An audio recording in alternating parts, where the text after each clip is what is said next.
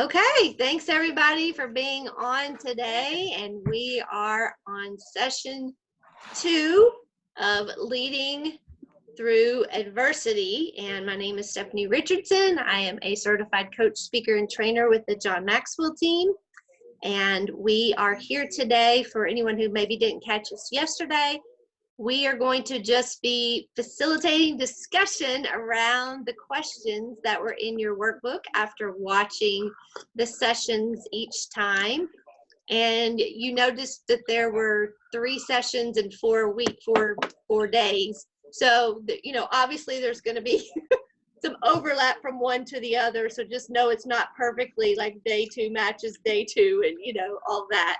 But the topics will definitely line up with what he talked about in those 3 days. So today we're going to talk about crisis is a distraction. And we know right now there's breaking news and stock market reports and all of these things that can definitely be a distraction. And as a result of that, leaders either experience mind wandering, which is focusing on what could happen instead of what is happening, or it might be negative thinking, where you think everything that could possibly go wrong is going wrong, or it could be that you are experiencing uncertain anxiety, and that could be based on the fear of the unknown, because none of us really know what the future holds and how long this is going to last and what it's going to look like, right? So that's kind of the premise of what we're talking about today. So we're going to be spending a lot of time focusing on crisis is a distraction. So let's start with, why is it easy for a leader to get distracted during a crisis? What are your thoughts around that? Well, I think there's so much going on in the media that keeps telling us that this happens, and that happens, and that's where your mind goes. And then you start believing all this negative stuff that you get out of the media. Okay. Well, I think it's also partly to kind of, related to that, we can't completely detach from it. If you could just say, I'm just turning everything off, that would kind of be easier. It's sort of like dieting. If you could just never eat, that would be easier than saying I'm going to eat, but I need to eat certain things. But you can't just quit everything. We need to, at least to some extent, in varying degrees, depending on the person, we need to know what's going on around us. We can't be completely detached from things. So then you need to filter and decide, and how much am I going to spend on this? What's going to be useful information that I need for my personal life, for my family, for my business, and what is a distraction and anxiety producing beyond what's a healthy level. So, again, that makes it, I think, harder to balance than if we could just completely remove ourselves from everything, which is not, I think, realistic and not even necessarily desirable, but tricky. Right. Dally, you were going to say something? I think some of the negativity is realistic. I mean, we can't just think about it as being, like you said, we have to filter it out, because some of those negative things, is reality. It's the right. It's the reality of what it is. So we can't just we can't ignore it. We just can't wallow in it. But we also can't, some of it is hype, some of it is unnecessary in terms of, and can go in but, it is, like you said, that, most of the news right now and what's the reality of happening is leaning on the negative side, other than there are certainly wonderful stories of things that people are doing and to help and to contribute and to sing out of their balcony in Italy and all these wonderful things. That it's good to see those too. And so if we totally shut off the media, we're going to miss the good stuff as well. But even when the news is bad, sometimes you have to just say, okay, it is what it is, and I'm going to be aware of it and use it as needed, and but not let it go crazy in that direction in my head and in the time that I dedicate to it, or attention that it, give it the attention it deserves, not necessarily what it might suck us into if we're not careful. I think the key word that you said is filter, right? And I think we just have to have good discernment right now about, what we watch and how much and all of that. Karen, welcome. We're glad you're back. Thank you. Had to get rid of my husband. No. Anyone else For how want to share long? why it's easy for a leader to get distracted during a crisis? Well, it's not just the news media, it's the other things in life too. I mean, I don't have children, but children are home. And if they're home, you're having to homeschool them. You're eating more at home, so it's taking longer to prepare meals and, and clean up and do all the things related to that. And even going grocery shopping like I did today is a production, because you have to think about what you're going to do to protect yourself and your family. So, and those are just necessary things you have to do that are distracting. And then I just got an email from somebody who had $8,000 month, who's now feeling like her next month is a bomb, and she's just gone from this to this. So it's easy to get distracted from, as they say in the book, her sky is falling. And so I have to keep myself positive while I try to help her acknowledge it. I mean, it's not easy for her, but she also has a lot of good stuff. And I had to really stop and think, and it just pulled me away from what I needed to do today to just really figure out how I could support her, but help her think about the good.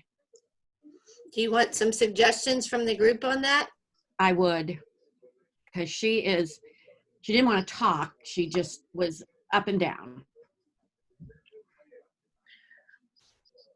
Well, it seems to me if she had an $8,000 month, she knows how to book parties. So she needs to, it's that whole belief thing that the business, that the business is out there and that there are people that want to have parties and want to spend money. I mean, I had someone contact me today saying they wanted to have a party. And when I said, okay, you want to start at Friday or Monday? She said, Friday's perfect.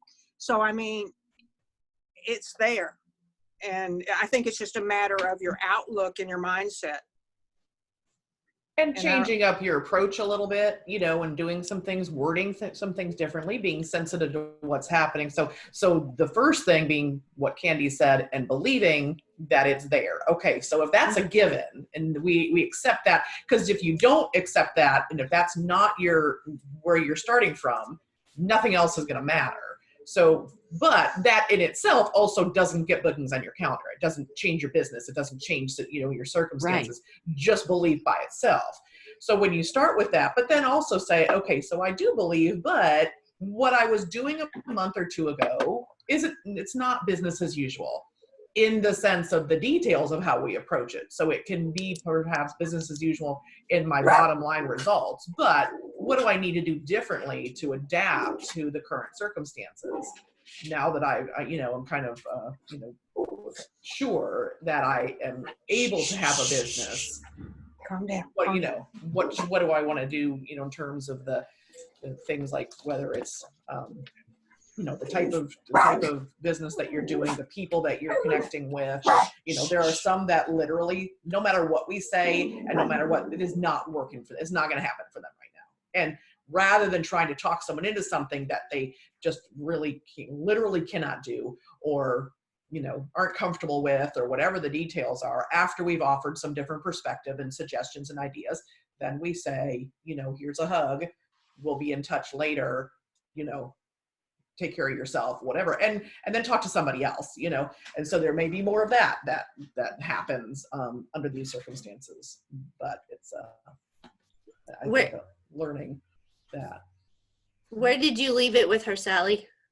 Well, we just she said, I'm coming down from all of this $8,000 month, this and this, I signed 4 recruits, so blah, blah, blah. And I mean, she's a director, but she knows, she says, mindset is important to her. I just said, oh, wow, that was a great month. Oh my gosh, but I understand, but tell me about your recruits. And so she told me she came back on with what was going on, and that, oh yeah, and so recruited, and he already did $1,000 party. And she said, and I said, Debbie, when you're ready, I'm here to talk to you about this. I'm here for you.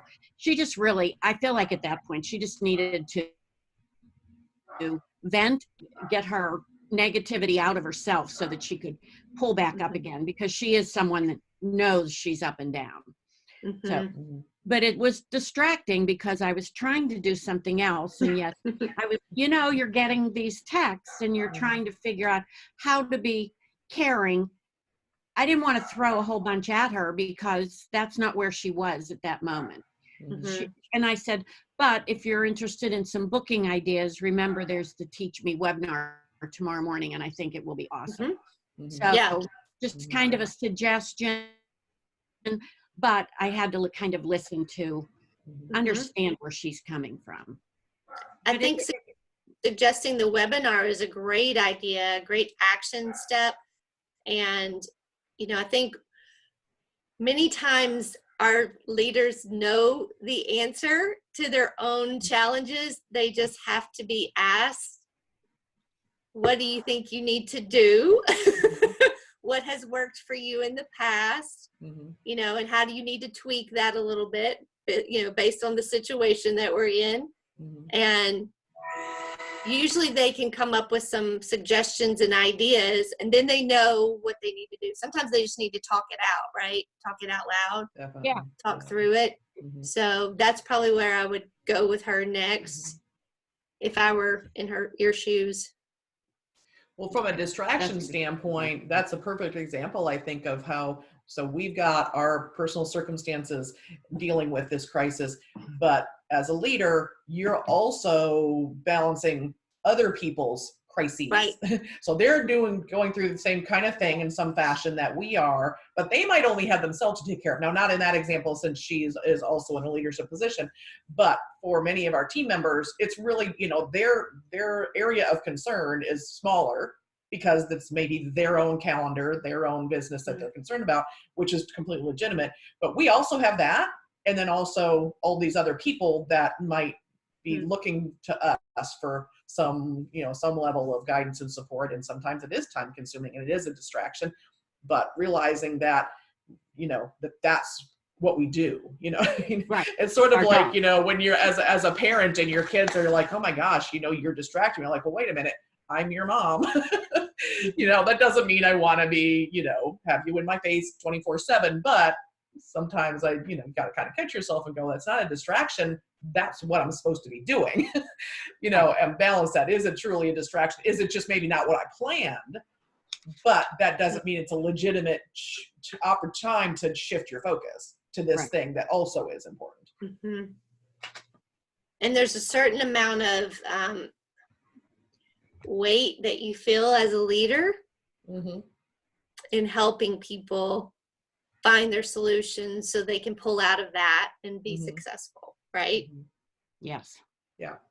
So I get what you're saying, Sally, that just was, heavy on your heart. It is. And it was a distraction, but you wanted to help her, as well. And your heart was wanting to help her. So, so back to the 3 things that Maxwell mentioned as the distraction traps, mind wandering, negative thinking, and uncertain anxiety. Are there one of those that you think you might be more susceptible to? Karen smiled great big when I said that. The only one that really applies to me is a distraction is mind wandering. It's, I'm like on Facebook. Oh, I see this is a great meme. I got to share this positiveness. Oh, I got to set up a party. Oh, I got to, oh, that's right. I was supposed to get this all set up by now. Yeah, well, and I agree, because mind wandering, the way, like in the workbook thing, this thinking about what could happen instead of focusing on what, that's a form of mind wandering if it's a worry issue. Right. There are a lot of other mind wandering distractions too, where my mind wanders all the time. I'm not necessarily like worrying about what could happen, but and even when some of it is really good stuff and they are good ideas, like you said, Karen, that you want to share, or you know, whether it's business related or just something that's like, wow, this might give people some hope or make them feel good, make them smile for today. So there's a lot of opportunity And it's for easy mind right now. I mean, wandering. it's in the last multiple day of the ways. month. It's the Yeah. last day of the month. We're going crazy. Yeah. Well, and I hope I'm not the only one that sometimes will get on Facebook and go, okay, now what was I getting on here Oh. to do? Yeah. Yeah. What was I supposed to be? What was my task Definitely. I was doing getting on here? Oh yeah, that. Yes. Absolutely. Right? Mhm. So like you said, Jill, mind wandering cannot just be, you know, what could happen, but oh, there's the squirrel. Yeah. So, Yeah. what was I supposed to be doing? Right? Definitely that. That's when I start writing things down. And I'm like, okay, this and this and this is popping in my head. I've got to do. Mhm. Any others that jump out at you as one that is one that you're susceptible to?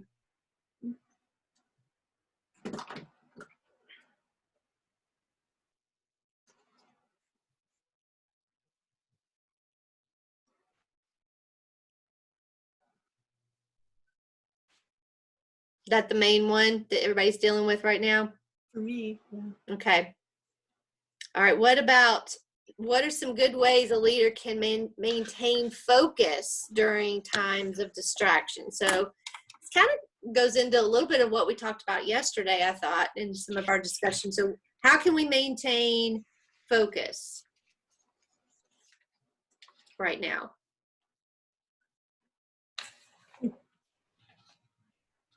I think I would say kind of having a plan. This goes to Stephanie, your comment about getting on Facebook and not knowing why you got on there. But, you know, having that, like, things written.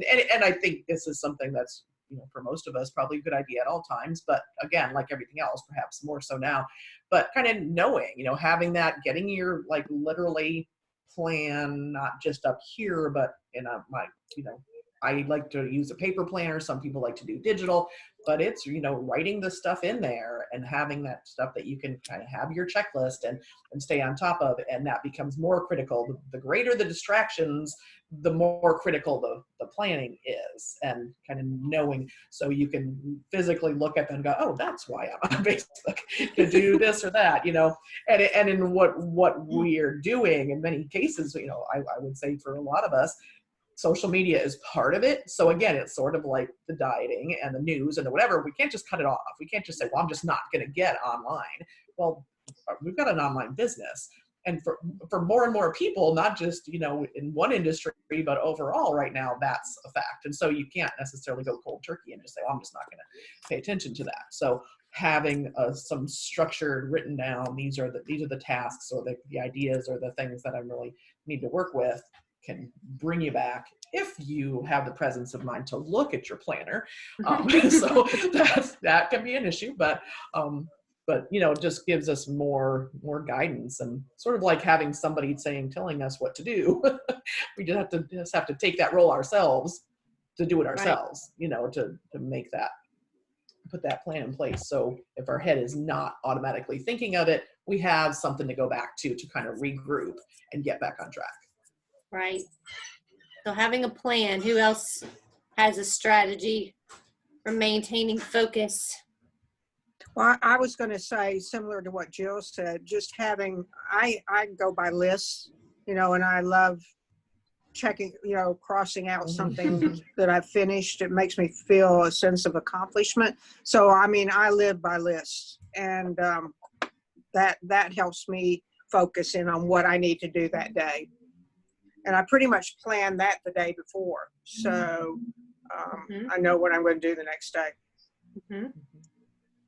You know, I have a problem. I have a problem because I never feel like I can do enough. I feel like, you know, I was at my desk for 14 hours yesterday. And, you know, I'm blessed because I don't have the distractions outside of me, you know, but I've got dishes in the sink, you know, but they're not getting done. So I find like today, I just told, well, I've got Alexa in my office, and I'm like, set the timer for this, set the timer for that, so that, you know, I'll stop and take a break then, you know. It's so bad. I think that that's a good point though, Karen, is, I mean, we're talking about planning and having a list or having a plan. Yesterday we talked about systems, right? And having good systems in place. And if we have good systems in place that we're following every day, that gives us a plan. That's how I know what's on my to-do list, is I follow my system, my list of my systems. And so, you know, sometimes I'll get distracted thinking, what was I doing? But I just go back to my calendar and there it is on Google Calendar. Oh yeah, that's it. That's what I was supposed to be doing. You know, I remember that way. But I think it's important in the middle of all this to know that we have to plan for a break. Mhm.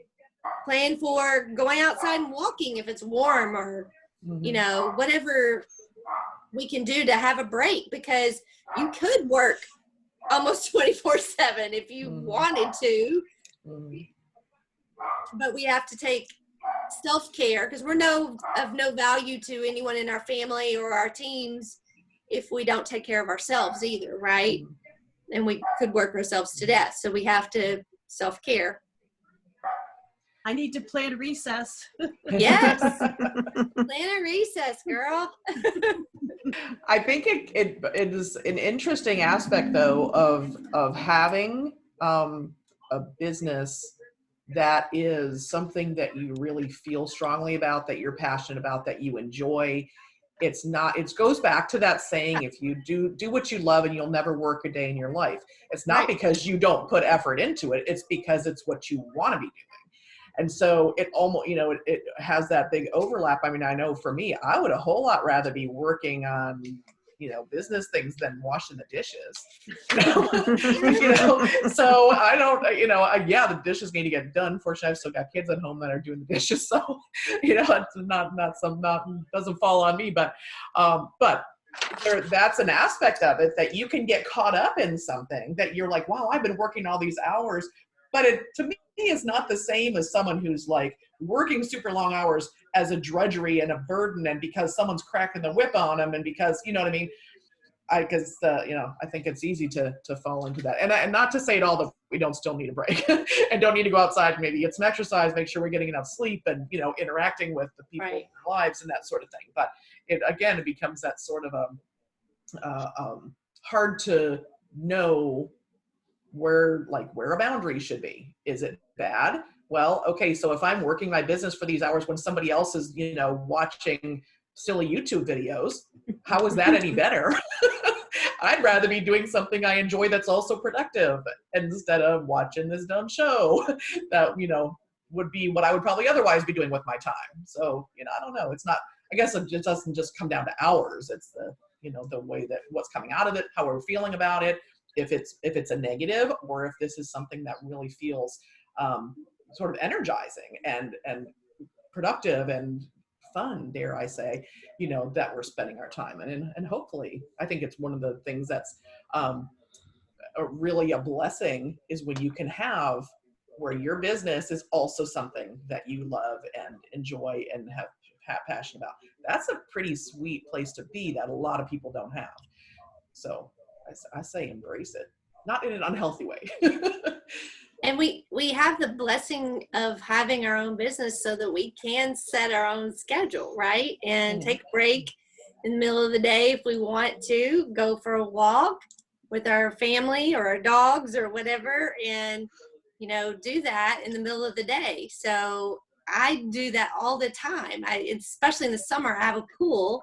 I get in my pool pretty much every day around 1 o'clock for about an hour, and I work out. And it's my break, my mental break, you know, to break from everything I'm doing. And I have to schedule that in my calendar, you know, to do that, to block it off. Otherwise, I won't put it in there, you know. And I know it's good for me mentally to be outside, to look at nature, you know, to be in the sun, get some vitamin D, right? All that's good stuff, right? But we can. You can rationalize going in your pool. I think that's great. Yeah. So, yeah, it's awesome. But, you know, I think we have to be able to turn it off when we need to turn it off too. And that's sometimes hard when you're an entrepreneur to say, okay, when do I turn it off, right? Because we could work all the time if we wanted to. There's always something to do that we haven't gotten done. Always, right? Thank you for that permission.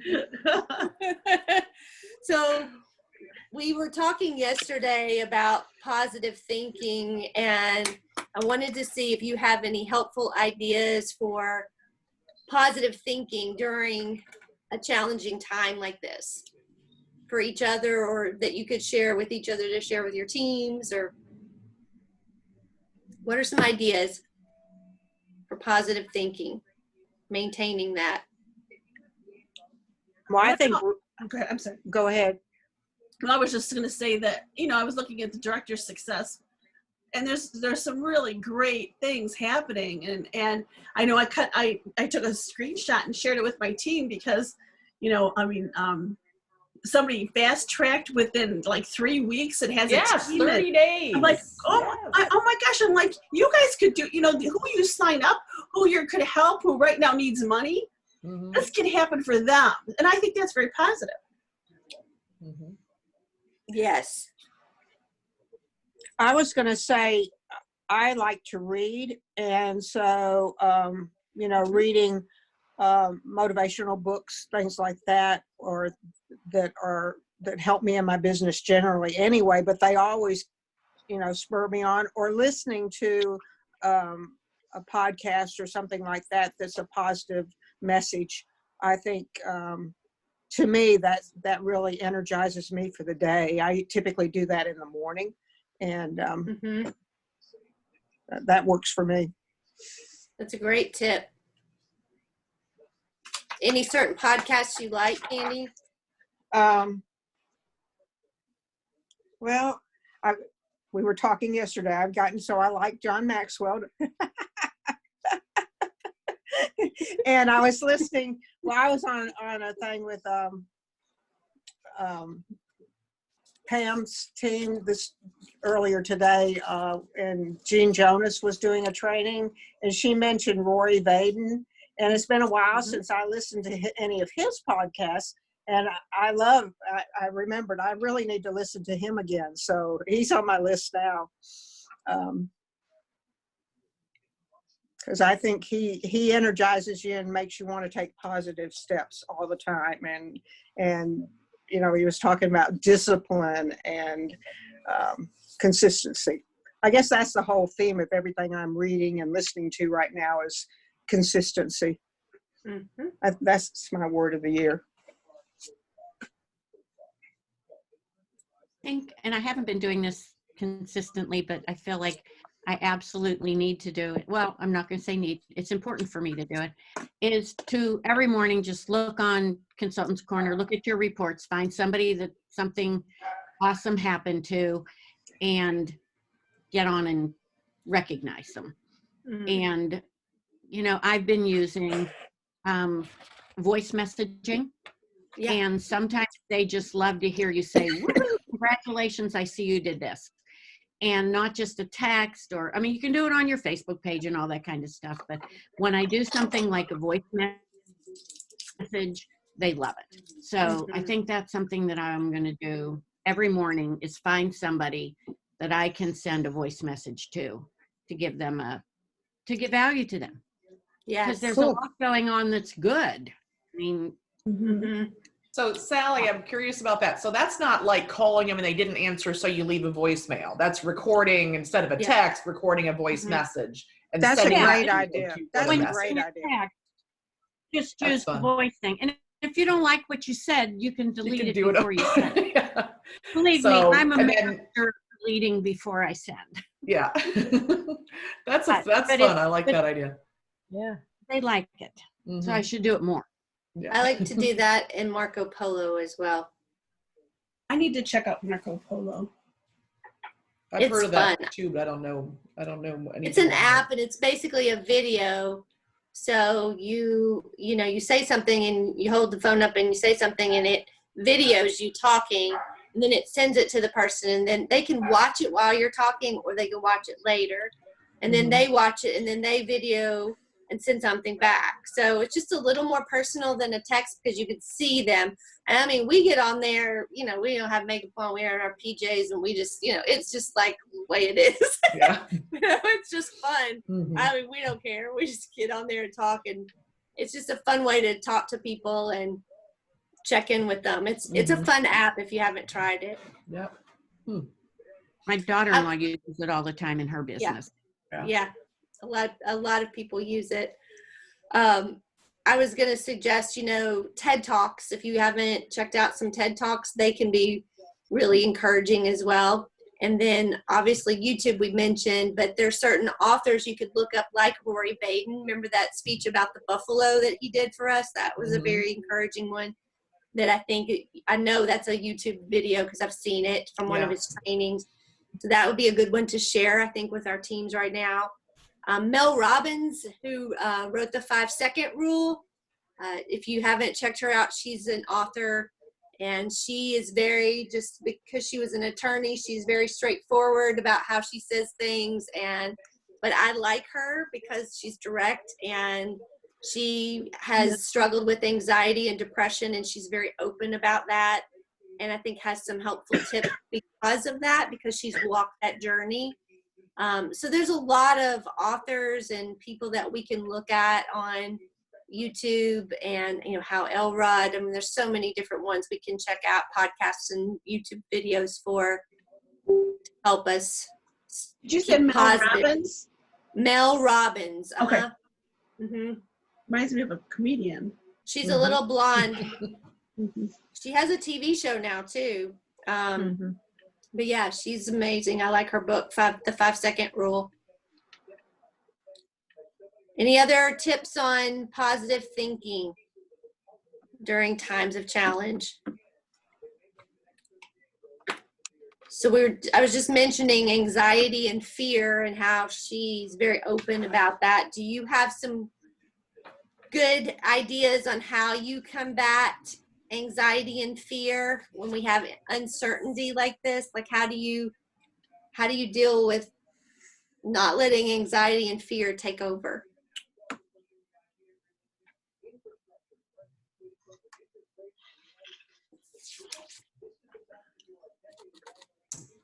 That's a good question, and one that I have a little difficulty with, because I don't know why, have extremely low levels of anxiety and fear, Me too. which is nice. But when I'm working with somebody else, I can't always relate to their anxiety and fear because of that. And I want to, empathize, and I don't want to just be dismissive of it at all. I just I don't feel like that. So, and I don't want to come across like, well, it's no big deal, don't worry about it. I mean, and I think I take things seriously, like everything that's going on now, I'm doing the stuff, but that's okay. So that's what I'm doing. And I think I'm pretty realistic about that. We don't know what's going to happen from here, but I don't worry about it. I don't feel anxious and fearful about it. It's just what it is. And whatever happens next, we'll deal with that when the time comes. So, okay, that's all well and good. But if somebody else is in a different place, I don't feel that I can necessarily be very helpful to them when I'm not feeling that. Does that make sense? Point. Yeah, good point. Anybody else have thoughts about that? Or Do you feel, it makes me have impatience for people who don't feel that way.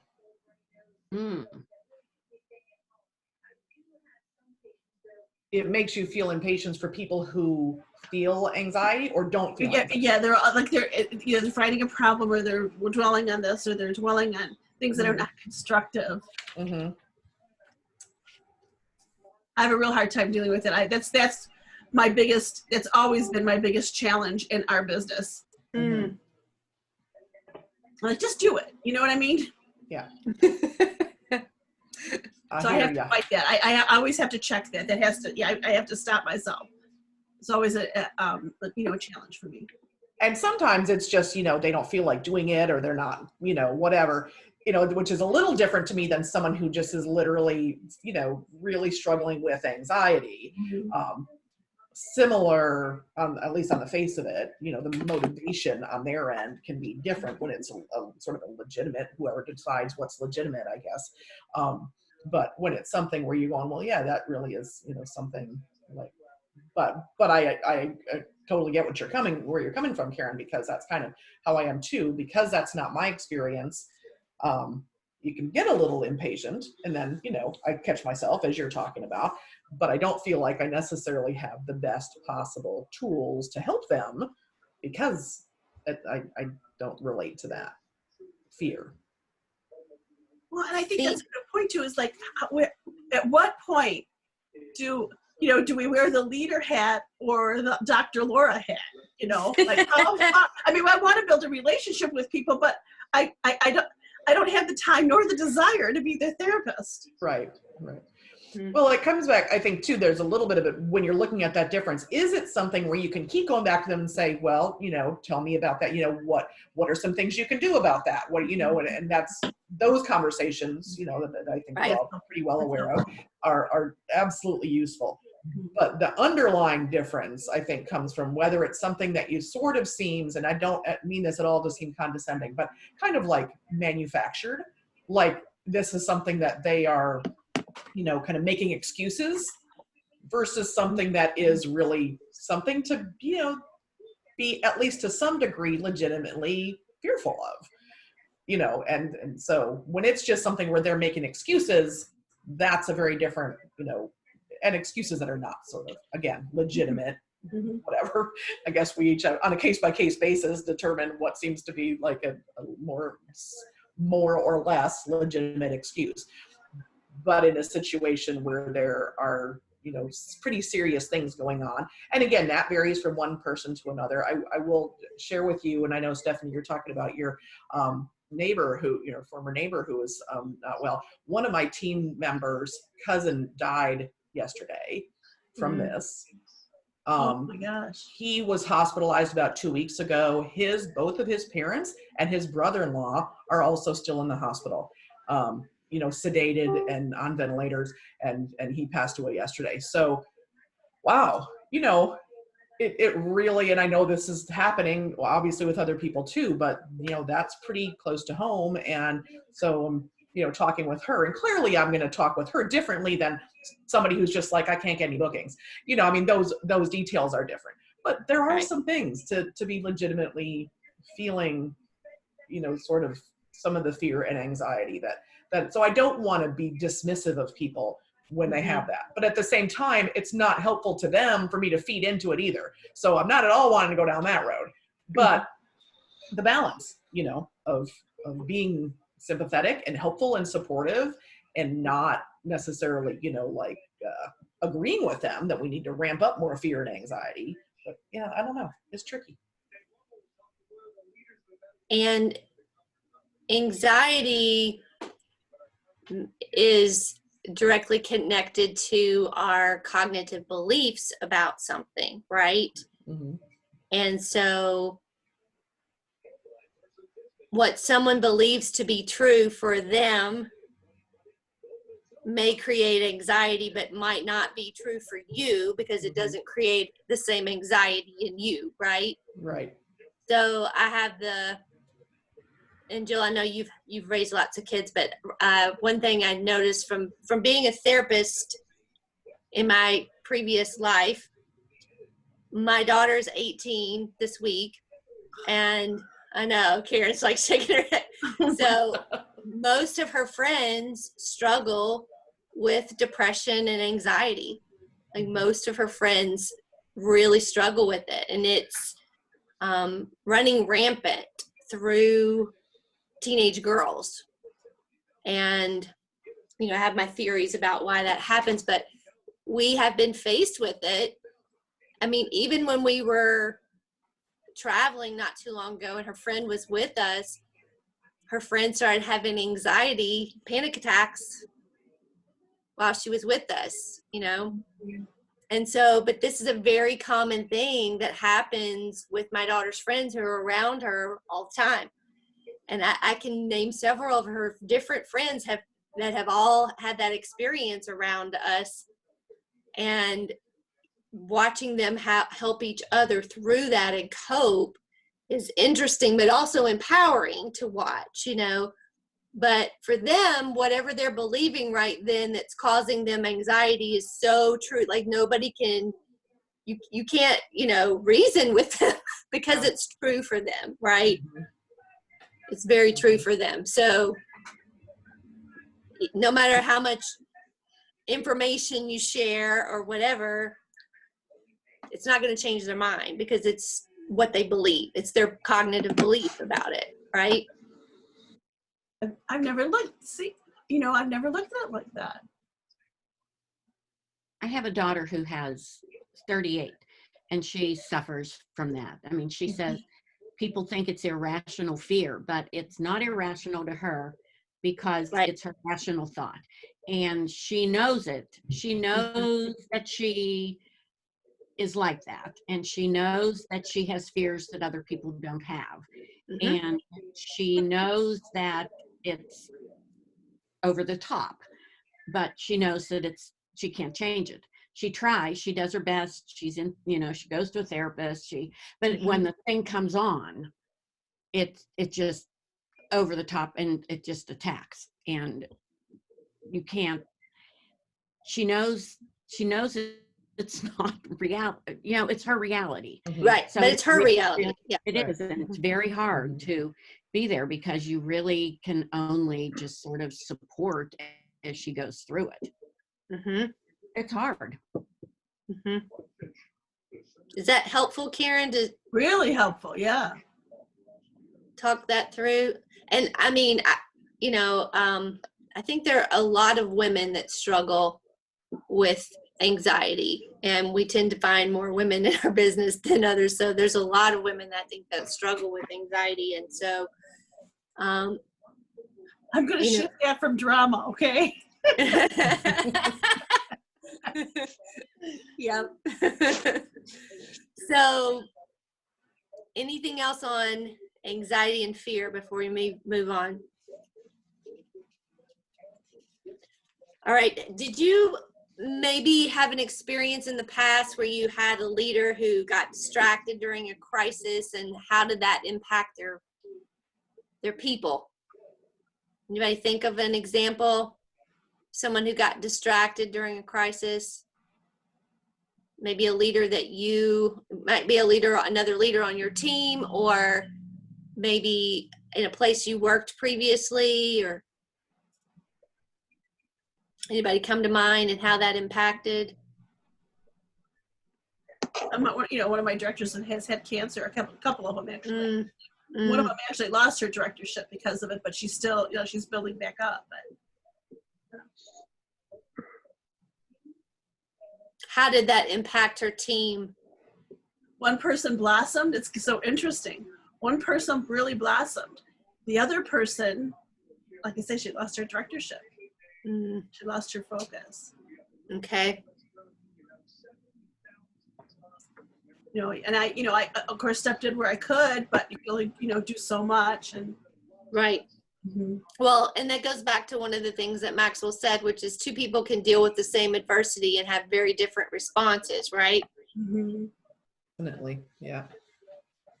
Mhm. Anybody else they've given an example of a leader who got distracted during a crisis and how that impacted their team members?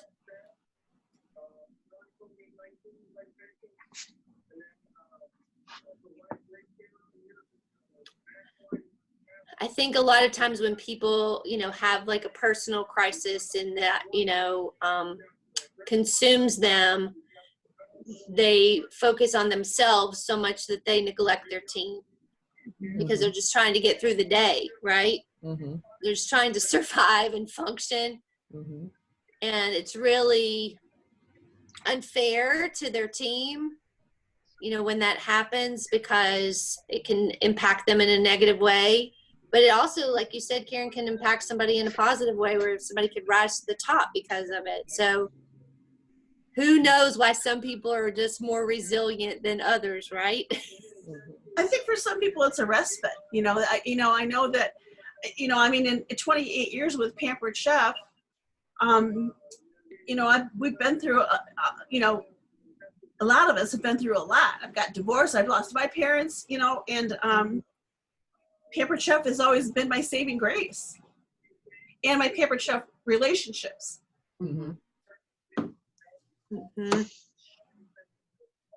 Yeah, I think that could, is very true with people where some people, and from a business or leadership standpoint, that sometimes it takes on that role. I have one longtime consultant on my team who has been through, a lot of stuff to her house burned, and, she was ill, and, two divorces, um, and but just a lot of stuff. And earlier on, she wasn't doing that much with Pampered Chef, and then she became a director, and then she lost it, and she's lost it twice and re-promoted. Now she's going gangbusters. But she has always said, because for most of the time she was also working another full-time job, and she's always said though that just having that Pampered Chef presence was so beneficial to her, even when she was working at a much lower level. Having that to bring her some self-confidence and self-esteem when her marriage was falling apart, and her husband was she could have easily gone down a really bad road, sort of mentally and emotionally, and it still was difficult. It's not that having her business saved it, but it helped. It was kind of grounding. And I think that so sometimes there's that, and then other times some people are just like, I don't want to deal with it.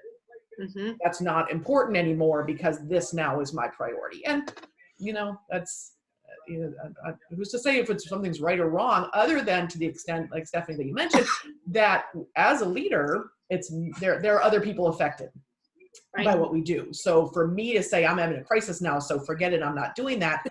Well, that's all well and good for me, but what about all these other people that I'm not now taking care of in the way That are counting on you as a leader, that are right? counting on me, exactly. Yep. And so you do well, Karen, as you were saying, with your person who wants a directorship, you do what you can, probably to help her keep her directorship, but then also, okay, now you've got these people that might be looking to you that previously were looking to her, and now you take them into the fold and work a little bit differently as the next level of leadership that's available. But it's we don't want it to be unfair to that person who happens to be on the team of somebody who decides to throw in the towel or whatever, whatever it is. But it's not their fault, that and we don't want them to suffer because of what somebody else is experiencing and trying to work with.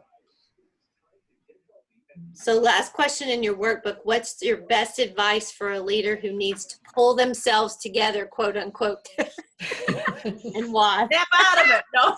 I think Karen was going to have a response for that one. I said, build a bridge and get over it. Yeah. Is that the list of things, the what not to say? You know what and you know what, and seriously, I know that this, and my team knows me.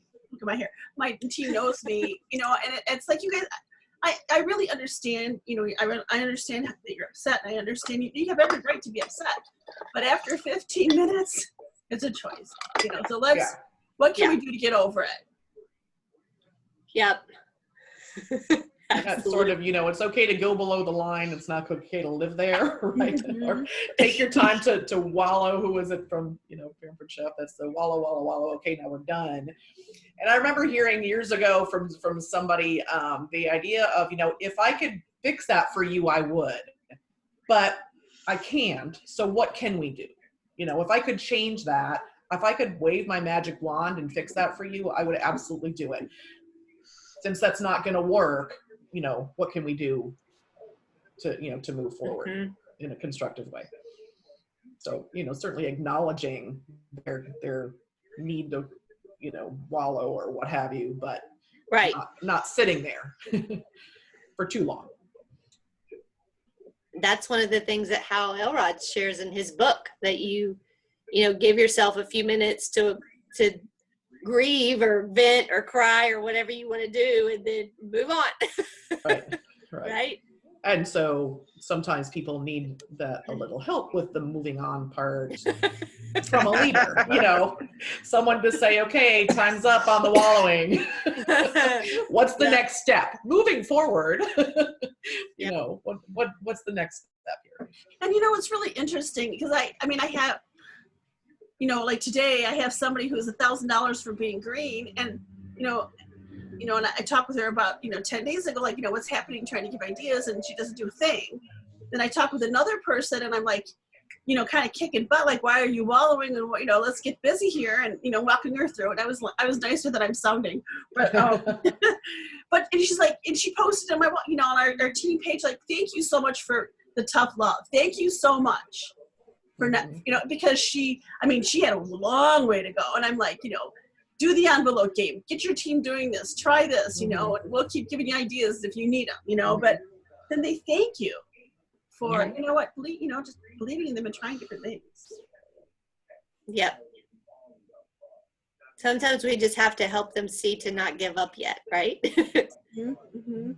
What ownership can they take over taking action and doing something to fight for it, right? Yeah, being proactive as opposed to, being a victim. And being Yep. All right, so to wrap things up today, I want you to think back to question number 2, which was about your 3 things that can distract us, the distraction traps. So I want you to look at that and say, okay, what's my distraction defense plan going to be? What is my personal distraction defense plan going to be to, I think most all of us agree to mind wandering. So what can our distraction defense plan be for mind wandering? Write that down. Recess! Recess, Karen says. And I'm going to ask you today what I asked you yesterday too. What's the biggest lesson you learned today? About anxiety. About anxiety? Mm-hmm. Yeah, A different way of looking at it? Go ahead, Gayleen. I think I have to agree with Karen that the biggest thing I learned about was the anxiety and, kind of what other people think from their point. Mm. So I have a question about that then. So if it makes sense, and it does, that somebody else's fear or anxiety, even if it's not mine, is a real thing to them, and that is legitimate, and it is important to acknowledge that. So then what do? Do we just say, you know what, you're right?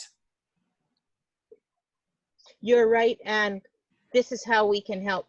Maybe I can help you deal with it. Would you like to hear some suggestions? Yeah. On how you can cope through that, with that, because I've watched my daughter coach her friends when they're having panic attacks at my house. Okay. So my mom used to be a therapist, and this is what you need to do. You need to do some deep breathing, and you need to and you need to journal, and you need to she's like coaching them through it. It's hilarious to watch the process. Oh my goodness. But, I think sharing some ideas, ask them for their ideas first, obviously, like we always do when we're coaching, right? Mm-hmm. What are some things that you think you could do to work through that when you have those feelings of anxiety? Like what works for you, right? To diminish it. And if they go, I don't know, okay, well, let me tell you some things that I know that have worked for other people, right? Do you mind if I share those? And they'll be like, sure. Then you can say, well, you can journal about it, right? And you can do some deep breathing, and you can listen to some positive music, and you can, start giving them a list and say, okay, those are some things that have worked for other people. Which of those do you think might work for you? Right? So they take ownership of it, of that choice. Okay. All right, anything else on the biggest lesson before we move to the last thing? All right, one practical thing you can do to keep focused in a time of crisis. What's one practical thing that you can do to keep focused in a time of crisis? Are you going to say recess is not practical? Recess is practical, yeah. Okay. Karen's fall back into recess. Have a list of things to do. Have a list of things to do that you follow, okay? What else? Anything else? Mine is a schedule. I get up, I get dressed, I put my makeup on, do my hair. My hair's poker straight. This is after curlers. But I do it every morning, even though this is the result. And I've been really working on a schedule because I want to get stuff done every day. but I'm really trying to take my evenings off. Mhm. I want to spend some time with my husband. Mhm. I might come back in my office, but I'm really, really trying not to work all the time. Mhm. I'm trying not to. There's always something to do, but I'm Yeah. trying to schedule, prioritize, and then Mhm. stay with it because I don't want to get to that point where I'm just wallowing. And it'll happen if I feel too overwhelmed. Mhm. And I don't get overwhelmed a lot, but I do get like there's so much to do. But honestly, there is also, you can also do it at a different time. You don't have to, Right. we Right. have to decide what's really important right now. That's Right. exactly what I was thinking, Sally, is really having the priorities, because you can spend a lot of time doing kind of the busy work that it's not bad stuff and it might serve a Mhm. little bit of a purpose, but then some of the bigger things didn't get done. So then you end up working another hour or two because the big stuff didn't get done. And that really might be important, but maybe if I had done that earlier in the day or earlier in this Mhm. couple of hours, you know, I could cut off and say what's left is not that important. It can wait till tomorrow. But if I get to where I would otherwise cut off, and there's still really pretty high priority stuff not done, that's, Honey. that's different. And there's such I mean, there is such uncertainty that some of the things that I had planned to do may not even ever happen. Mhm. Right. I mean, things can change so much. There's so much Mhm. change. Mhm. I'm feeling like there are a couple things that we've just put off with my director team. We're just putting it off because it might not occur. Things are going to change way before that. So just do those things that I can impact right now. We have to be adaptable right now, don't we? Oh yeah. Sure. I want to be a fly on somebody's wall like Stephanie, who's calm, cool, and collected. And when she gets up, like, okay, I mean, I know that, I know that there are some things that you do, but in terms of pampered chef, like, okay, what do I look for? This is my schedule. Like, she says she has systems. We don't know what the systems are. right. That would be helpful. My list of things to do every day. Exactly. Do you use Google Calendar? I do. I live by Google Calendar. If I I lost gotta it, learn I that. would be in trouble. Yeah, I use Google Calendar and I schedule my day. I have a list of, like, instead of writing it on a piece of paper, I have a list of tasks that I want to do. I put them at the top where it's events. I make everything an event. That's my to-do list. And if it's something I need to get done that day, I make it an all-day event. So it just stays at the top of Google Calendar. And then the things that are scheduled, I put in certain time slots, for appointments or whatever, calls, coaching and stuff like that.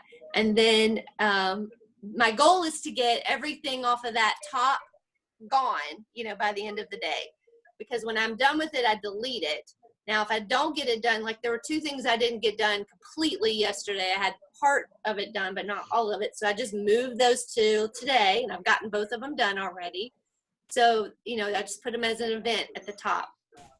So I'm like Candy. I like to check off my list.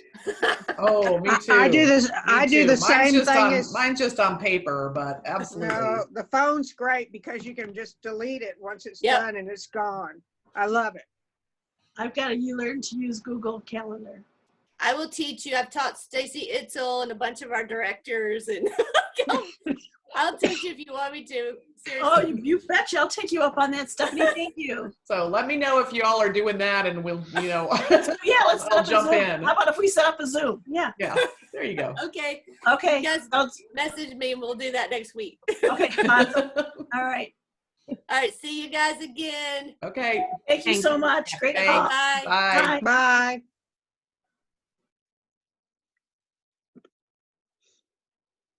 Bye.